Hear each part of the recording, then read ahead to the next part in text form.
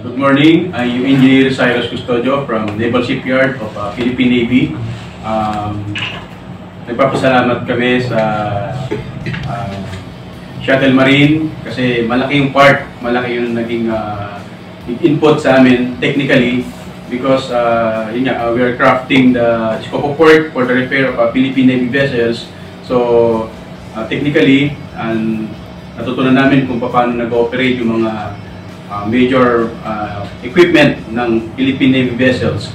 So, yung pneumatic and hydraulic controls, so yun ang mga malaking part ng system. Kaya malaking part sa amin na natuto kami how to yung system para matrace namin bakit nagkakaroon ng problema yung aming mga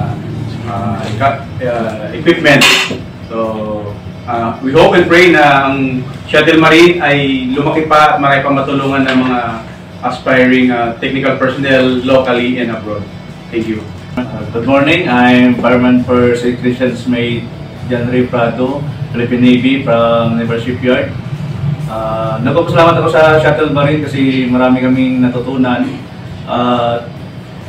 regarding sa CPP at ito ay magagamit namin sa aming barko, lalo na sa Philippine Navy ngayon, nag-acquire ng mga modern ship.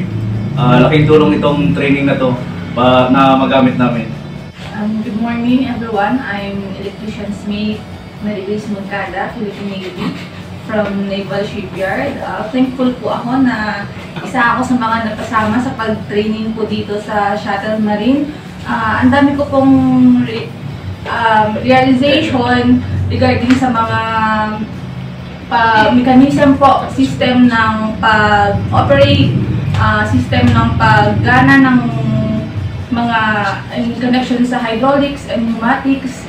Sa ngayon po, yung knowledge ko po yun, pwede ko pong ma-share sa kapwa ko po sundalo para next time po mapagtutulungan po namin maigi ang pag-maintenance ng aming barko. Salamat. Good morning, I'm Edwin Atendido, Philippine Navy, Masinis. Salamat ako sa Shuttle Marine dahil marami akong natutunan tungkol sa yung mga pump, yung mga valve. Sana ma-share ko rin sa iba yung mga natutunan. Yun lang po. Good morning, I'm Erwin Antok, Naval Shipyard, Philippine Navy. Nagpapasalamat po bilang isang trainee dito sa Marine Shuttle. Ako po ay lubos na nagpapasalamat. Nagkaroon po ako ng kumpiyansa sa sarili at lakas ng loob na harapin o namang maging problema ng isang barko sa ating shipyard. Mabuhay ko yun. Maraming salamat.